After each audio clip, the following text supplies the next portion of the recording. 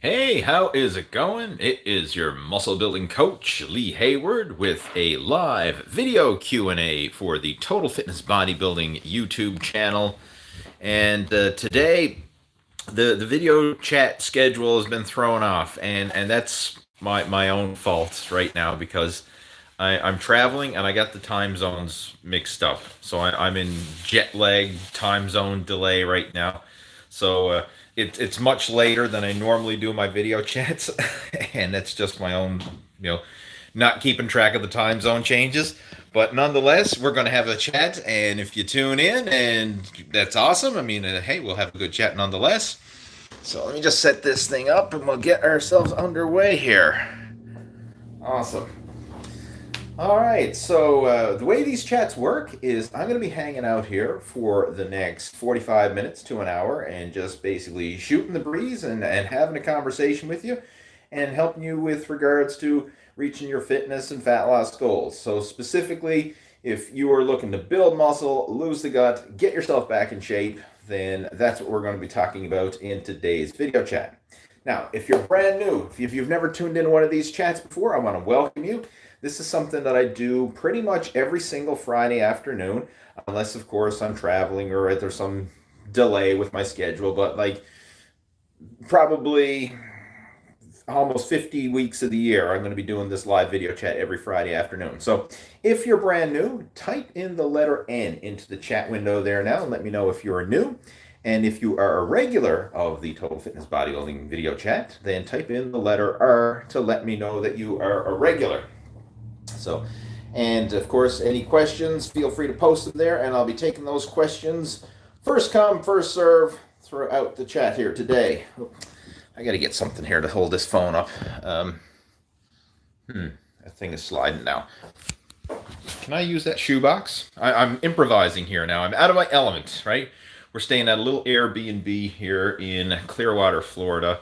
I was down for a fitness seminar mastermind event, and I'm actually turning it into a family vacation. So it's a working vacation. I'm going to be doing some collaborations and networking with people that I know in the fitness industry down here, shooting a whole bunch of video content. Yesterday, actually, we were over at the Critical Bench compound, shot some cool videos over there. I'm going to need something else to go on top of that box as to hold this phone up.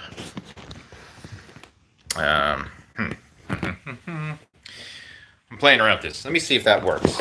It's kind of like, okay, I think that works. We'll keep it going. All right, let's just see who we got tuning in here. So we got Steve joining in, Adam's joining in, Mr. Supreme Divinity, Chris, Woodulos, Chad, Adam, Steve. All right, cool. RC. Welcome, guys. Nice to have you tuning in. All right, so the first question that we have of the day: how much cardio to lose weight? All right, that's a very generic question. So, I mean, like, that's almost like saying, how long is a piece of string? Right? You know, it depends. It really depends. I'm going to throw out some general guidelines that you can go by. If you are overweight and you're really struggling with it, I recommend daily cardio. Now, it doesn't have to be crazy. It doesn't have to be like, running marathons. It doesn't have to be high intensity interval training or any of that. It could be as simple as getting outside and going for a walk. Like, that's my go-to cardio of choice. I like low intensity cardio myself, and then I like to do high intensity weight training. And I've mentioned this before, but I like to refer to it as yin and yang training. So like the one day weight training, which is high intensity exercise. Next day, I do some cardio, which is low intensity exercise, and I alternate it back and forth so that every single day I get some exercise in. And that is my habit, ritual. Every single day I strive to get in some exercise. And it's very rare that I'll go a day without exercising. In fact, I'm almost, this past weekend, we were attending a fitness seminar, and it was long days, like 12 plus hour days, and then of course the networking and everything else afterwards. So I never had a chance to get to the gym or even get out and do cardio. So This was the first time this past weekend I had, like, I think it was 2 days in a row where I didn't get exercise. And that was the first time that I missed a day of exercise in over a year. So I was like, oh, I just ruined my streak that I had going here, of every single day getting some form of exercise, whether that's going to the gym, whether that's doing some cardio, whether that's doing like body weight circuit routine or something. But I had a streak going where over a year I did not miss a single day of exercise until, the past weekend. But guess what? I made up for it, right? So I still got my butt back to the gym, the very next day. So I'm back on a roll again. But that's what I recommend. Every single day, you got to get off your ass and you got to move. And as far as the amount, a minimum, ideally, 30 minutes a day is a good place to start. And it doesn't have to be all in one go. Like, you can break it up. Like, don't get too hung up in the details. Just try and move more. Especially if you're overweight and you're trying to lose weight, the more you move, the better it's going to be. So even if it's just getting out for a 10 or 15-minute walk, if it's just, on your lunch break at work, instead of sitting around the cafeteria, on your phone, or sitting around the break room and shooting crap with your colleagues, get outside and go for a walk, even if it's just 10 minutes. The more time you can get off your butt and actually move around, the better it's going to be. The more calories you're going to burn throughout the day. And like in the short term, you're not going to notice anything. Like, I mean, if you go for a 10-minute walk, I mean, you're still going to be fat, right? If you did an hour of cardio, you're still going to be fat. But if you do it over the course of several weeks and several months, and then, of course, several years, I mean, these little tiny in-the-moment decisions like that can make or break your results long term. So bottom line, err on the side of doing more cardio, especially if you're overweight. And for that matter, I'd recommend everybody do some sort of daily cardio. I mean, it's just healthy. It's great stress relief. It's good for your heart. It's good for so many things. I love it. All right, a lot of regulars tuning in. Do we have any newbies joining us today? Let's see. We got a lot of letter R's. So again, as I mentioned, we got some new people joining in. Welcome. Supreme Divinity's new. Well, welcome to the chat. RC saying, I like your over 40 workout. Yeah, I shot a new workout video the other day with Matt Tennyson, who's a natural pro bodybuilder. I met him at the fitness event that I was at, and we shot a video together. So that's, and that was like off the cuff. Like, we were just traveling. I mean, we went to a gym. We didn't know what to expect. So we just kind of said, like, hey, let's just video the workout. So that was a complete upper body workout that we did. And that's kind of similar to what I do for a lot of my workouts, alternating agonist and antagonist muscle groups and trying to work all the major movement patterns of the body. But again, glad you liked that video. And I'm going to have several more videos coming your way. I've been shooting a lot of workout videos. So if you like workout videos, stay tuned. I got you covered. Right? Lots in the pipeline. There's more in the works right now. Who else is joining in? Steve is asking. Says I suppose I'm new. Seeing this is only my second time here. Well, welcome back, Steve. Glad to have you tuning in again. We have Ralph joining in.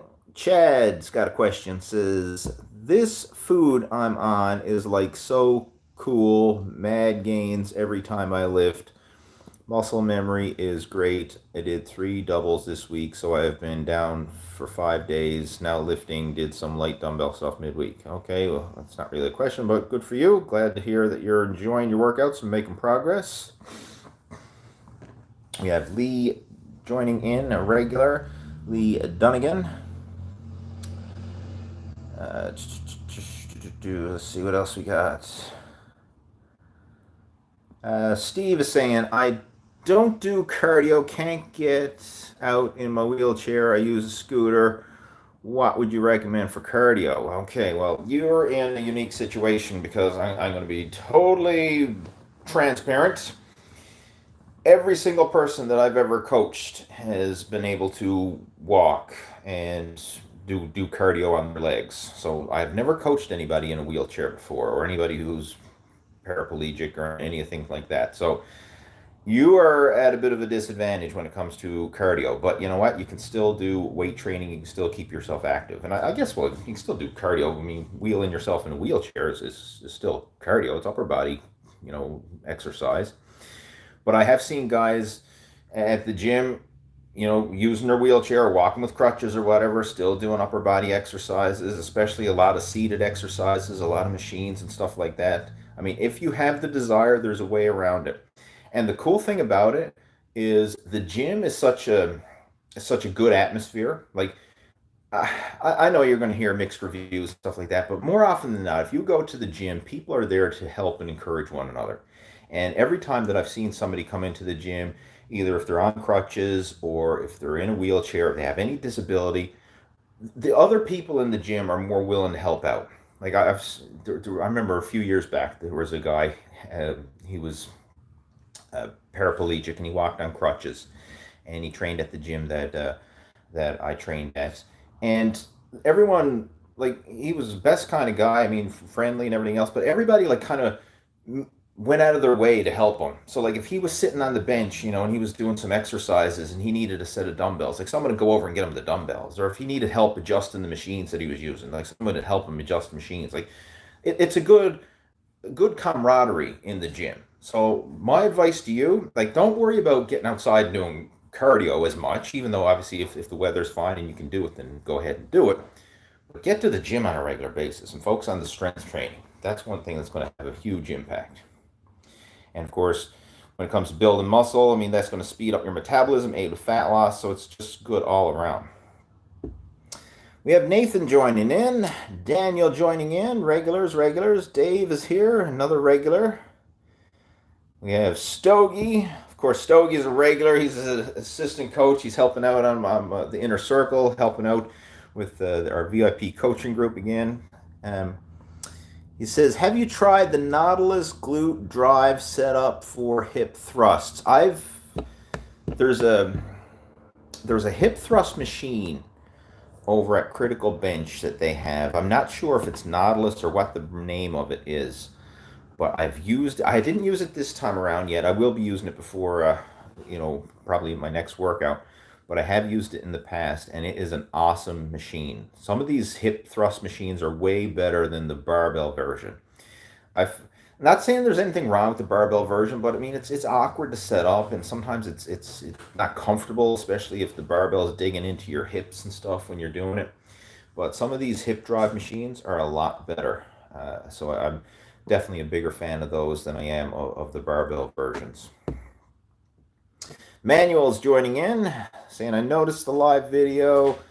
Just finished working out. Question, what's your opinion on BCAAs while dieting and during the workout?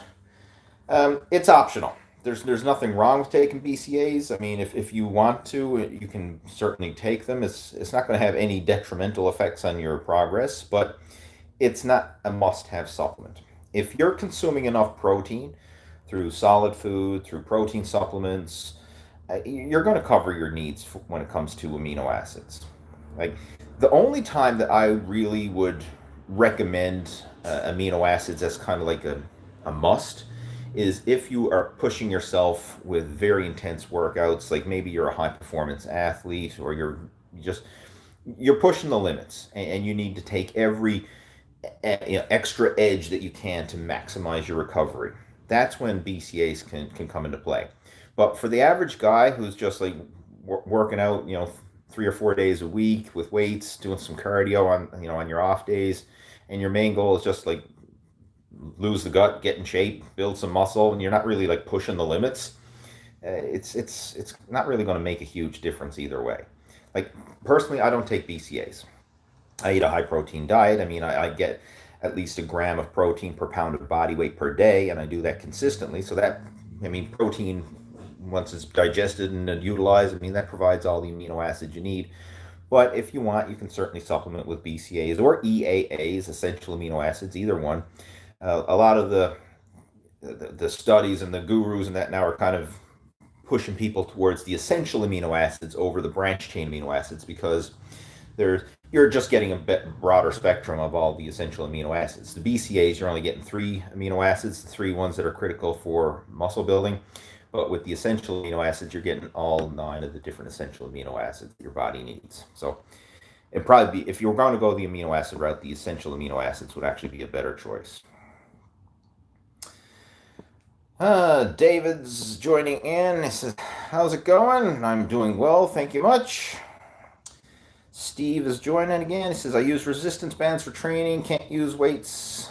Says he has a hernia and an ulcer. All right, you're in a bit of a tough jam there, but you know what? You should talk to your doctor. Like, I'm not a doctor, and I don't even pretend to be one on YouTube, but light weight training, you can usually do that even if you have a hernia. I've seen a lot of guys work around, still exercise even though they have a hernia. But again, don't take my advice for it because I'm not a medical professional. I'm just a fitness trainer on YouTube giving advice.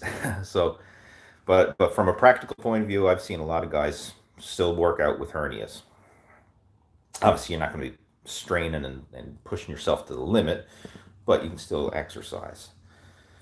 Frederick saying, "Lee, are you still getting leaner? You look huge in your new YouTube story. What do you eat?" I eat a lot of food.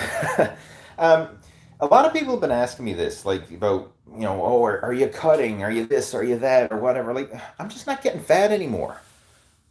Like, seriously, I'm just not getting fat anymore. That's what I'm doing. I'm not cutting. I'm not on, like, I don't have a deadline. I'm not getting ready for a show or anything like that.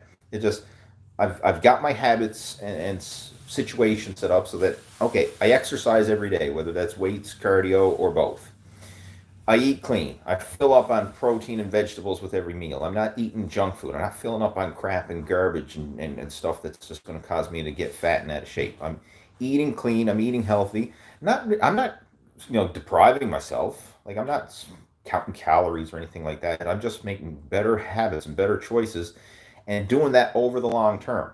Like, I've been doing what I'm doing going on going on about 2 years now, and I'm finally getting to the point where I'm starting to look lean because it's been a slow process. It's been a slow process, but the cool thing is when you do things slow, you can actually make progress and maintain it. It's not this yo-yo diet up and down. Like, so many people say, well, I'm going to go on a cutting diet, and they'll go on some crazy fasting, keto, low carb, whatever. They'll drop 20 pounds in 2 or 3 months. And then a month or two after that, then they're back up 25 pounds, like just yo-yo dieting, up and down, up and down. Whereas I'm just slow, steady, just getting leaner because I'm taking it slow and gradual, and I'm actually enjoying the process and just living a healthy lifestyle and exercising regularly. I mean, it's not complicated, but it just works when you do it. You set the system up and you're consistent. You're consistent with the basics. Like, you don't have to be all or nothing. It doesn't have to be perfect. It just has to be good enough, but good enough consistently, right? That's the secret. What else have we got? Let's see. Emmanuel saying, "How is it going? First time dropping in from Long Beach, California." Well, welcome, Emmanuel. Glad to have you tuning in. It's always nice to have new people joining in. Long Beach, California. I've been to California a few times, but I don't think I've been to Long Beach. But again, welcome. I'm on the East Coast right now. I'm in just outside of Clearwater Beach in Florida. Steve is saying, "Always had really good upper body strength. Good for you." I would assume someone in your situation probably would, and that's a good thing. Upper body strength is definitely an asset. Who's this? Warg Pup. Warg Pup, I guess it is. All right. Lee, how are you? What are your thoughts on drinking milk? Can it be an alternative to drinking water? Most of the time, I love the taste of milk. I don't drink milk. Flat out. I'm not a big fan of milk. When I was younger, I drank milk. I mean, my 3-year-old son still drinks milk because, I mean, milk's good for babies. But I personally don't like milk. And the reason why is because milk is primarily sugar, right? It's lactose, and lactose is milk sugar. So a lot of people think, well, they're going to drink milk because it's a good source of protein, it's a good source of calcium. But guess what? It's a good source of sugar. And I'm not a big fan of that. I try to keep my sugar intake to a minimum. So I'm not a big milk drinker. In fact, I don't drink milk, period. But I will consume dairy products in the form of fat-free cottage cheese and fat-free Greek yogurt, and some of the other yogurt variations. Like, there's Icelandic yogurt, which is I really don't know the difference between like Greek yogurt and Icelandic yogurt. I mean, like it's all thick yogurt as far as I'm concerned. I'm sure there's different. The process of actually making it is different, but I mean, as far as like when I buy it and eat it, it's kind of like it tastes the same, right? I know, like I go to the grocery store, they got the Icelandic yogurts and they got Greek yogurts and they got this. I'm like, it's all the same thing as far as I'm concerned. It just tastes the same. But I like the thick yogurts, the Greek yogurts and the cottage cheese. I always get the plain fat-free variety because that is primarily protein, zero fat, and very low in lactose. And that's what I consume for my dairy products. I don't drink milk. I'm not a big fan of it. Now, can you drink milk? I mean, yes, you can. I mean, but you just have to factor those calories into your meal plan, if you will, so that you're still staying within your guidelines that you want to stay within, whether it's for fat loss or whatever. I personally am not a fan of drinking calories at all. I would rather eat the calories because you get a lot more satisfaction from eating than you do from drinking. So that's why I'm not a big fan of drinking any form of calories. Like I don't drink juice, I don't drink milk, I don't drink soda pop, I don't drink energy drinks. I drink water and I drink black coffee or black tea. And then my calories, I actually eat them. And that's if you want to get the most eating satisfaction for the number of calories you consume, that's the best way to go. There's very little eating satisfaction when it comes to drinking calories. Let's see what else we got. Abram tuning in. Lose weight first or just start working out and eating healthy to get buff AF. Buff as fudge. Don't like, all right. This whole idea of people thinking, oh, do I have to lose weight before I build muscle? Or do I have to build muscle before I lose? You can do both. Like, it doesn't make sense. Like, you can lose body fat while building muscle simultaneously. It doesn't have to be this, oh, I'm bulking or I'm cutting or I got to lose the fat before I start lifting weights, or like these are stupid myths. I don't know where they came about, but it's just so stupid. Like the best way to lose fat is to build muscle. Build muscle and it'll speed up your metabolism and that will increase the amount of calories you burn 24/7. So go through the same process. Like eat clean, like eat a good solid diet based around protein and vegetables and natural unprocessed foods. Weight train on a regular basis, do cardio on a regular basis so that you're building muscle, fueling that muscle with good quality, wholesome, nutritious foods, and doing cardio to help burn off the body fat. Like you can build muscle and burn body fat simultaneously. The only time when that is not going to be applicable is someone who's in the extreme situation. Like if you look at a competitive bodybuilder now who's trying to go from lean to contest shredded and hit a peak for a photo shoot or peak for a competition. In that extreme case, they may sacrifice a bit of muscle in order to get that ultra shredded condition. But most, like 99.9% of the people watching this, like you do not have to even worry about getting ultra shredded condition. Like if you've got a roll of belly fat hanging over your belt, you are far, far from ultra shredded condition. Like if you've already got a six pack now and you're trying to get like, and you've already got definition in all your major muscle groups, and now you're trying to get to the next level of having like crisscross striations and vascularity and like ridiculous definition, that's when the extreme cutting approach, and you may have to sacrifice some lean muscle to get that extreme level of definition that you see in competitive bodybuilders and top level fitness models and things like that. But again, the average guy who's trying to lose his gut and build muscle and just get in shape and feel comfortable to take your shirt off without being embarrassed about having a gut hanging over your belt, you're not at that level, right? You're not at that level. So I mean, again, 99.9% of the people watching this, you can build muscle and you can lose fat at the same time. Okay, let's see what else we got. Calvin, is it Calvin? Calvin, I think it is. Does bench press, squat, and deadlift only build huge amounts of muscle? You can build muscle with just those three exercises. I've actually, in my earlier days as in my teens and early 20s, I've gone through training phases where I've only done the three major lifts. Well, that's kind of a lie. I focused on the three major lifts: the squat, the bench, the deadlift, and then I probably throw in some accessory exercises like some overhead press, some rows, some direct work for the like biceps and calves, and core, and things like that. But the fundamental workout was based around squat, bench, deadlift. And I know a lot of power lifters who will focus on those three exercises. And you can make amazing gains if you get good at those three exercises. Now, you show me someone who's a good squatter, good bencher, and good deadlifter, and you're going to show me someone who's well-rounded, muscular, strong, fit person all around. So yeah, you can definitely make some good gains with those exercises, but I don't believe in just limiting yourself to those. Like, why would you just want to limit yourself to that? Like, I would rather you use that as the foundation and then throw in some accessory work to make sure that you're hitting all the critical areas. Like, you don't want to neglect anything. Like, a prime example, like, don't neglect your rear delts and upper back, because that can very often lead to postural problems and shoulder problems down the road.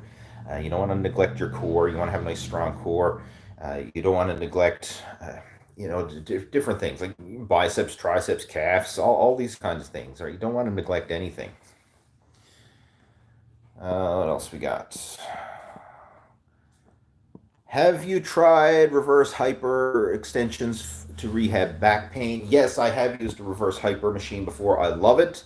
Unfortunately, the gym that I train at home does not have a reverse hyper. Who knows? Maybe after they watch this video, they'll invest in one. But the reverse hyper is a phenomenal exercise. They have one at the Critical Bench compound that I'm going to be training at while I'm down here in Florida. So I'll definitely be using that. It's totally different than a regular hyperextension. Because, I mean, like, I still like the regular hyperextension, don't get me wrong. That's a great exercise as well. But the reverse one actually helps to open up the lower back, and it provides like an active, dynamic stretch as well as actually working the muscles. So it's a very unique exercise. I mean, Louis Simmons was say what you like about him. I mean, he's a bit far out there. Like, he's a bit of a, when it comes to powerlifting and everything else, like, he's not a normal human being, and I'm sure if he was listening to this right now, he'd totally agree with me that he's not a normal human being. He's on another level. But he knew what he was doing when he invented that reverse hyper machine. What else we got here? Daniel saying, I liked it when they had silk amino acids. I'm not even familiar with silk amino acids, so never. No comment. Don't even know what it is. Jesse saying, hope all is well. I've been doing 100 push-ups every day for the past month, and I've noticed my weight has gone up a bit in my bench. Does it carry over, or is it coincidence? No, that's absolutely true. I mean, if you get stronger in push-ups, I mean, because you're building up your chest, your shoulders, your triceps, which are the exact same muscles that come into play when you bench press, you're going to get stronger there as well. I remember, like, back in my younger days, especially when I was powerlifting and things like that, push-ups was one of my favorite assistant exercises. And I always found if I was strong with push-ups, my bench press was going up as well. Like, the strength you make in certain exercises is going to carry over. So the strength you gain in push-ups is going to carry over to your bench press. And that just, it goes for all exercises. Like, as you get stronger in one, like, if with your legs, like, if you get stronger in your squats, that's going to make you stronger in the leg press. It's going to make you stronger in leg extensions and leg curls and all that kind of stuff, and hack squats. Like, the strength you gain in one exercise will carry over to another for that same muscle group. I see doctor advice. I did see doctor advice. Shit, let me read that again. This is from Steve. He says, I did see doctor advice. I did see doctor advice. They advised resistance bands. Okay, well, if your doctor advised resistance bands, then use resistance bands. I'm a big fan of resistance bands. I pack them in my suitcase when I travel. I got resistance bands right here in my room.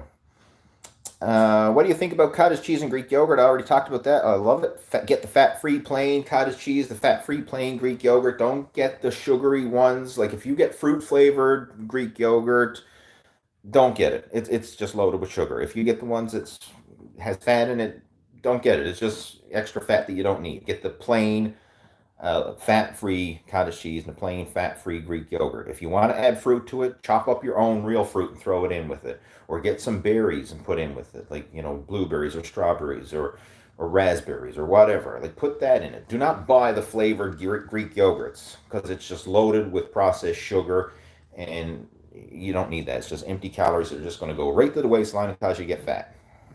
Get the plain stuff and mix in your own flavors afterwards if you want. Okay, what else we got? Lee Dunnigan saying, for 6 months now, I'm struggling to get a good night's sleep. I do go to bed at the same time and make sure the room is dark, comfortable, quiet. I'm still struggling. Even tried herbal sleep tablets.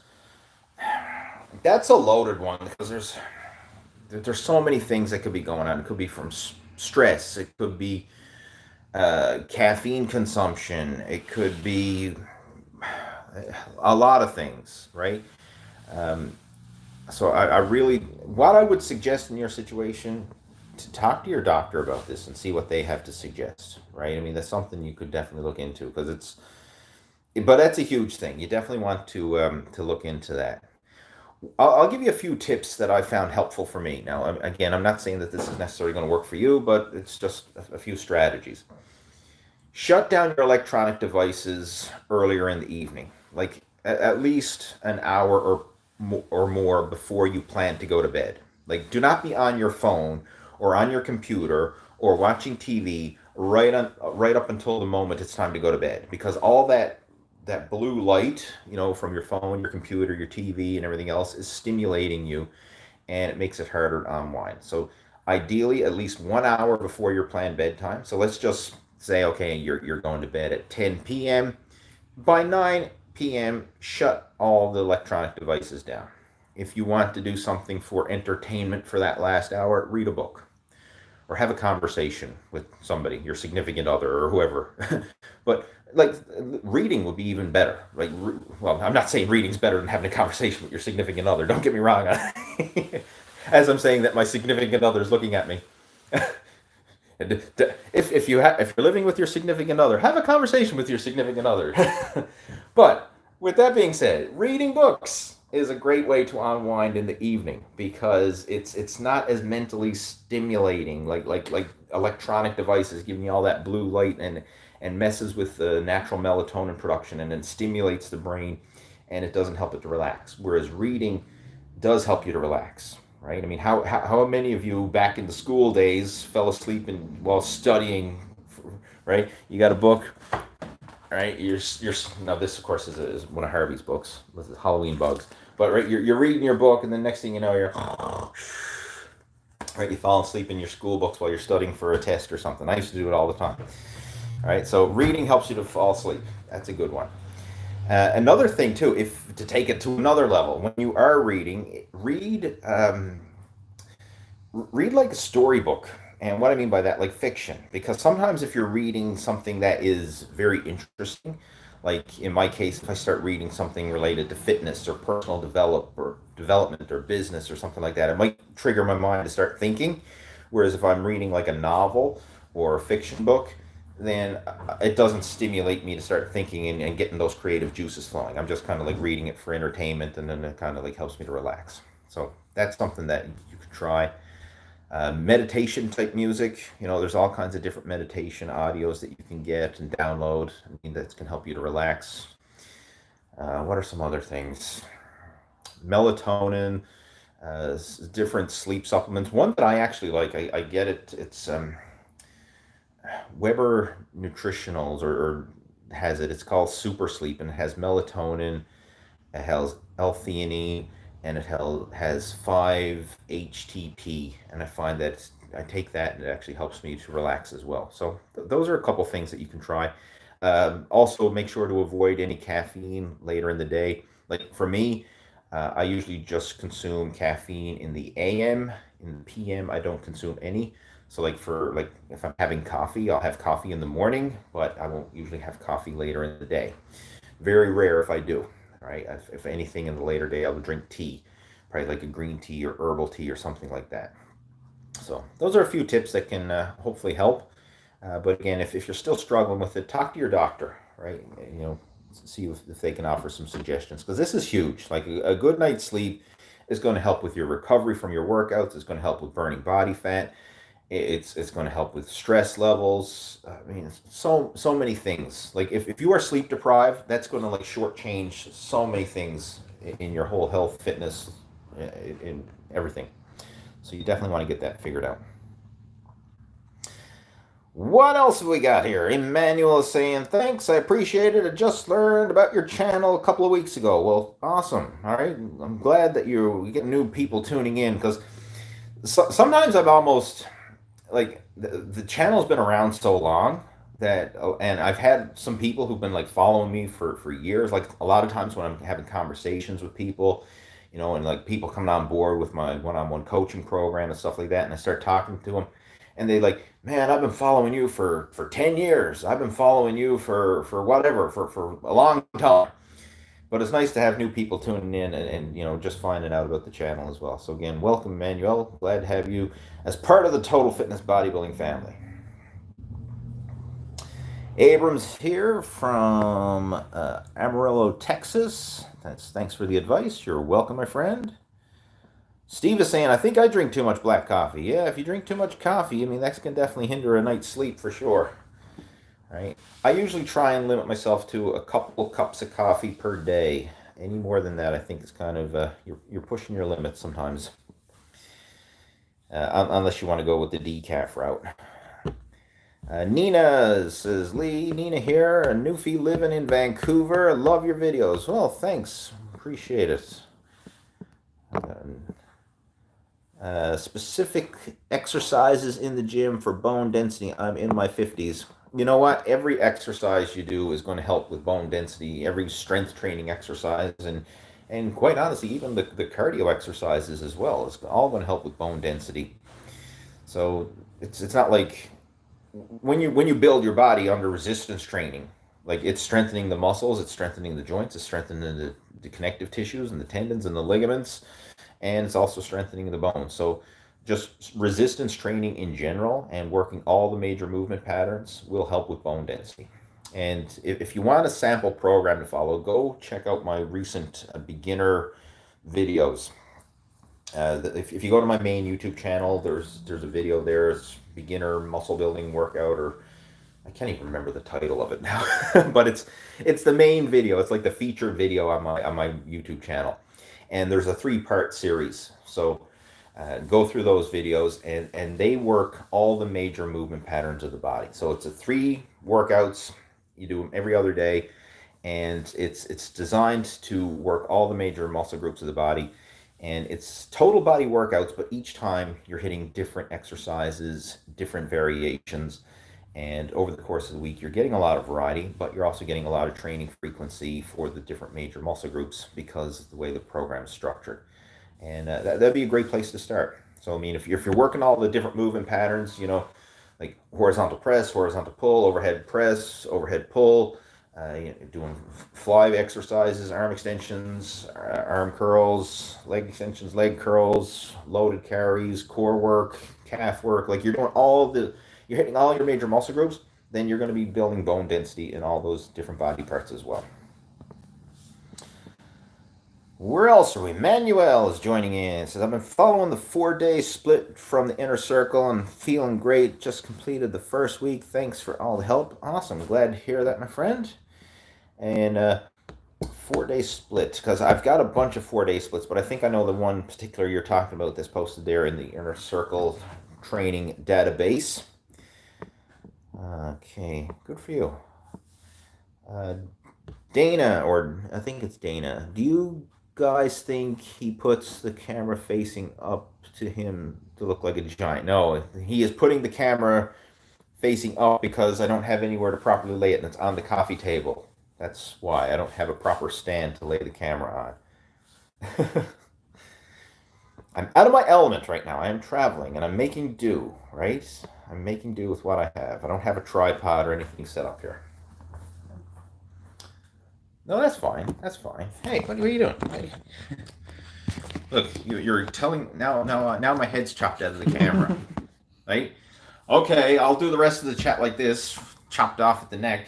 Like, seriously, I was fine the way it was before. Oh, okay. I was fine the way it was. Just because one person doesn't like the fact that I have the camera tilted up doesn't mean they're like it's just a talking head. I mean, get that out of the way, right? My wife was trying to help, and she didn't help at all.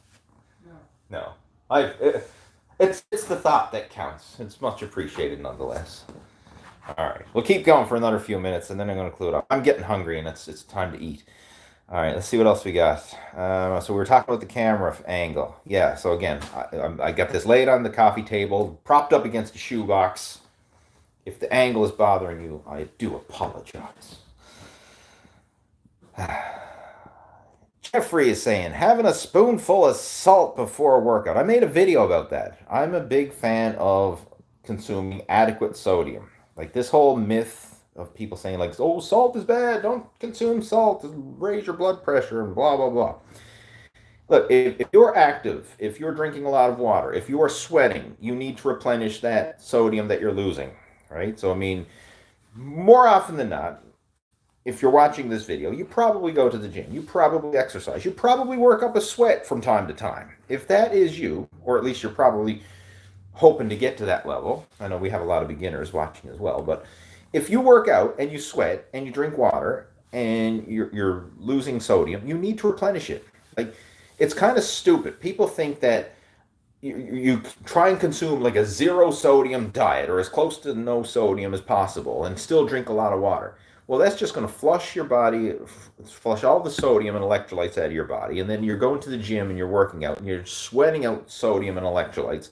And they think, well, I'm not going to replace it because salt is bad. Like, you're actually have more risk of there's more negative consequences from too little sodium than there is from too much.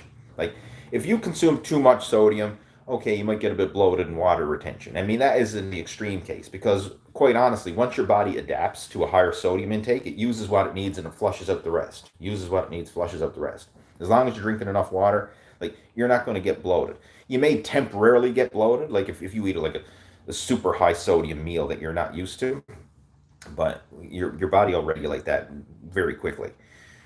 But if you are always in a sodium depleted state and then you're drinking lots of water and you're doing lots of exercise, then I mean that causes more negative consequences than consuming too much.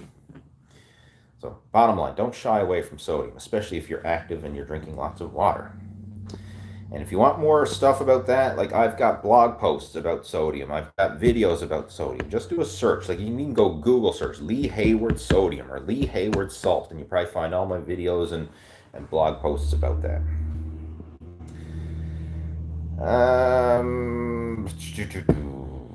I used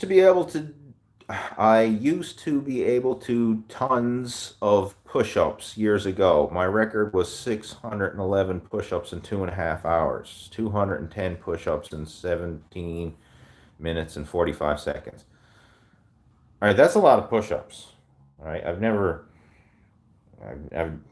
the most push-ups I've ever done in a single set, and this was back when I was doing martial arts in my late teens. I could grind out 100 push-ups in a single set, but I wouldn't be able to do that now. I still love doing push-ups, but I just can't push the limit like that. Okay, Mike is saying nobody cares. Okay. Well, he cares. She's talking about his push-ups. There. Someone's talking about the camera angle. No, he has the camera at different angles every time. Well, not always. Sometimes if I'm home, I've got the camera set up in the same position. It all depends. If I'm using my phone, obviously it's going to be different. If I'm using my computer and webcam, then it's going to be the same position every time. Anyway. We're getting down to the nitty-gritty detail questions here now when people are grumbling about the angle of the camera. Like, let's see if there's actually any fitness and nutrition related questions here. Yeah, my sleep has gone to crap. Okay, that's Steve. Steve is saying I'm in deep trouble. No, I'm not in deep trouble. All's good over on this end. Keith is saying, what are your thoughts on intermittent fasting 16/8 with a fitness lifestyle? I've got mixed opinions on intermittent fasting because I have done it, I have made it work, and I've also found that it's kind of ran its course. When I started intermittent fasting, like, let me back up. Like a few years ago, when I was like at my all-time low in terms of like fat, out of shape, and blah blah blah.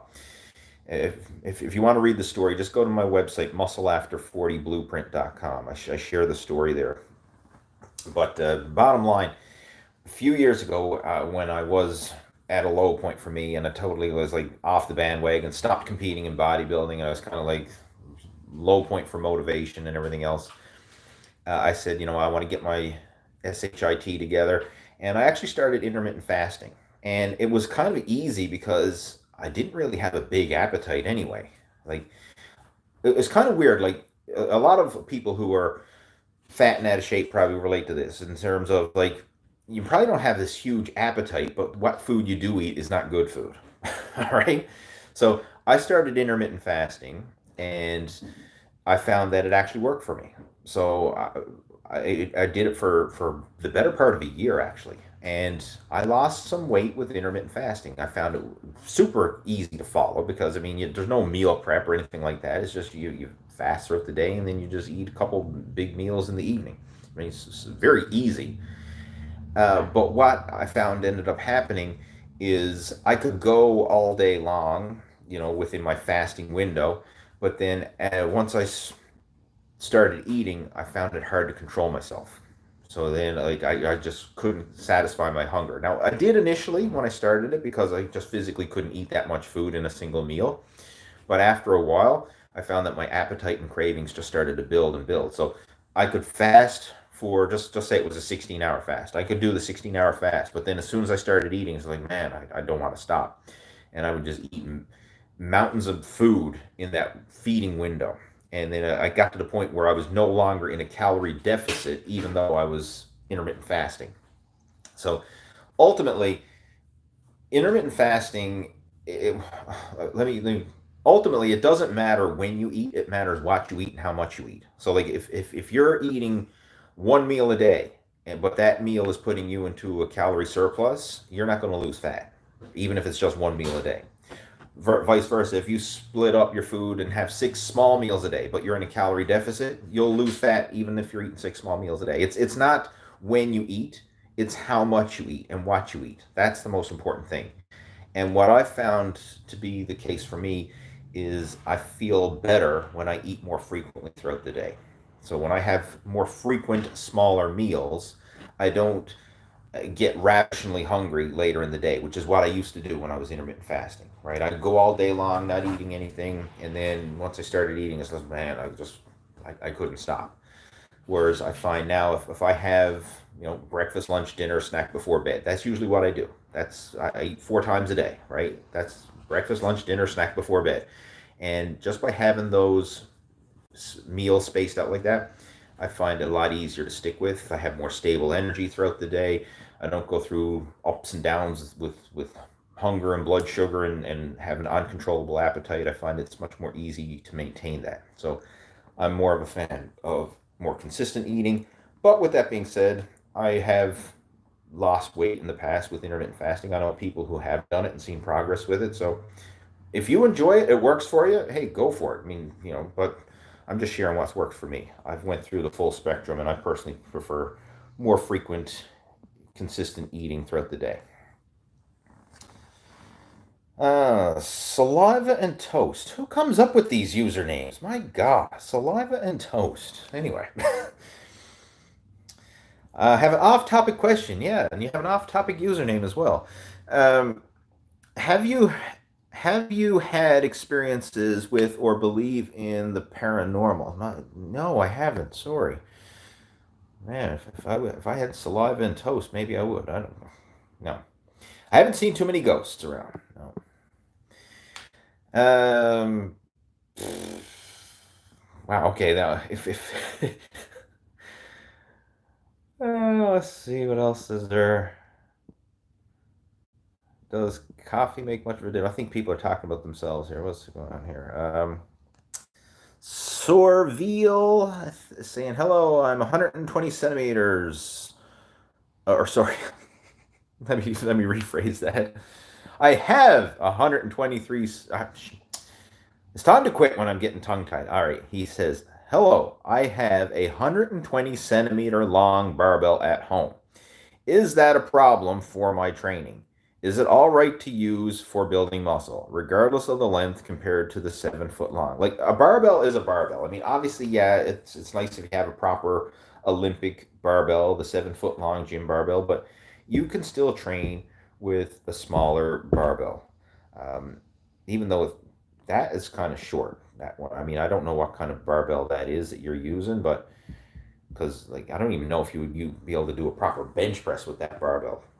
Um, but yeah, like when I started training, I had a little home gym barbell. It was the 6 foot long, 1 inch diameter barbell. It didn't have the spinning collars on it. It was just the York barbell, solid uh, bar, 1 inch diameter, and I used that for years. I mean, I trained with that in my basement home gym for 8 years.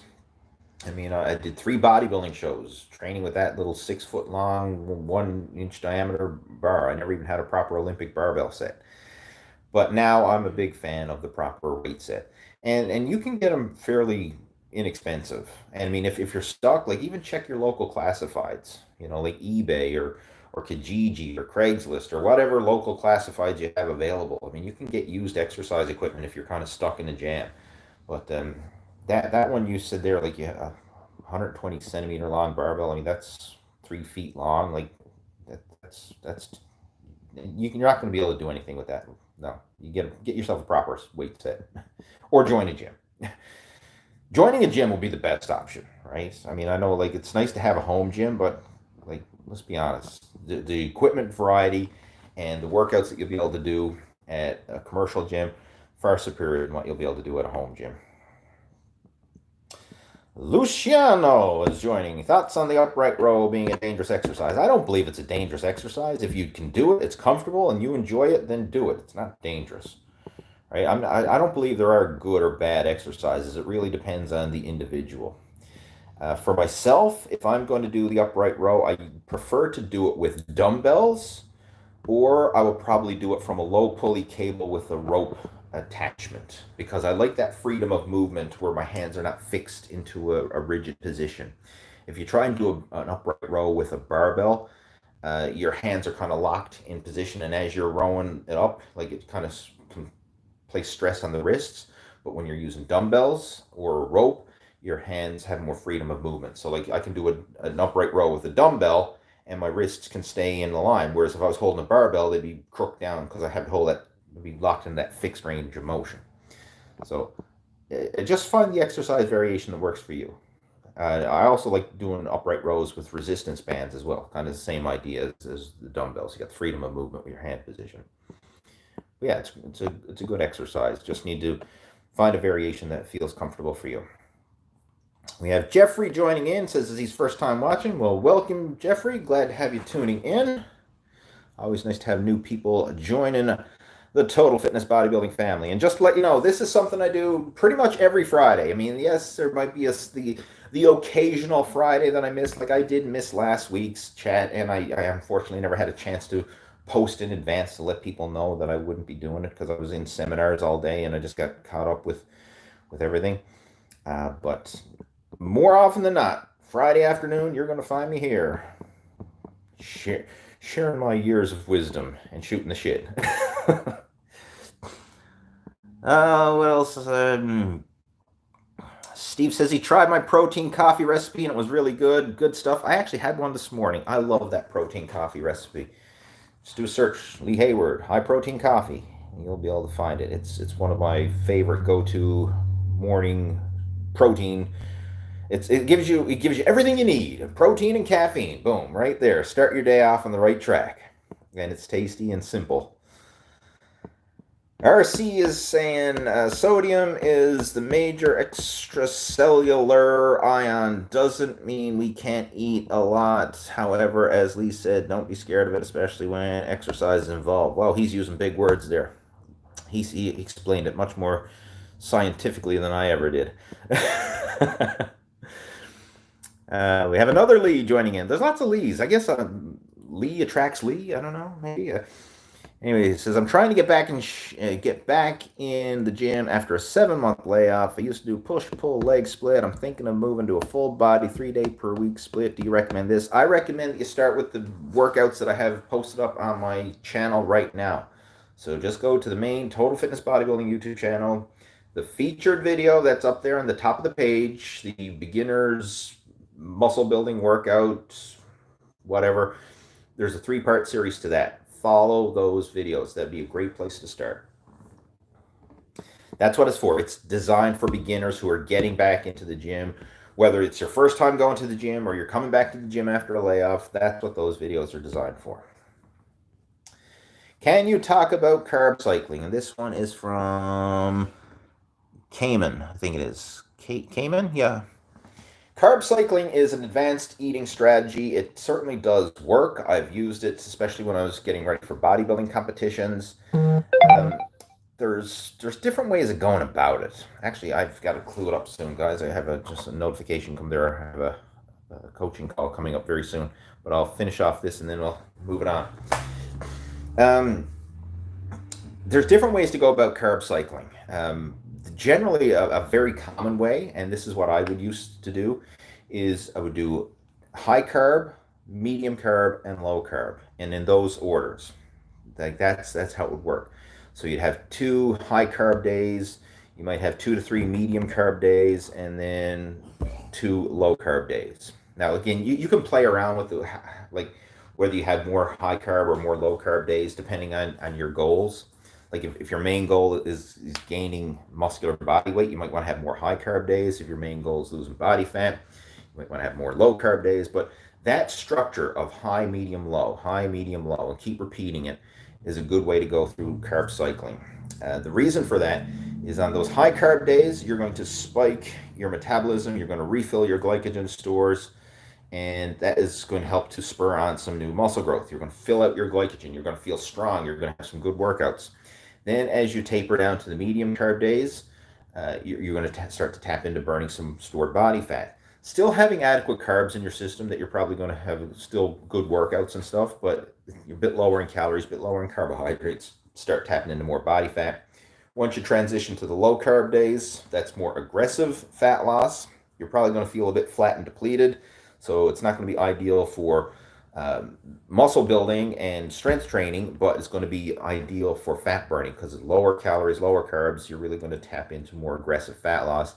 And then when you start the cycle all over again, you spike your metabolism and you refill your glycogen stores. So it's kind of like you're going through like a mini bulking, cutting cycle or whatever, all within the course of a week. And I found it very effective for an advanced fat loss strategy. In fact, I've a lot of my personal coaching students, people that I'm working with who are more advanced and are looking to build muscle and lose fat simultaneously, I very often will set them up on a carb cycle diet very similar to that.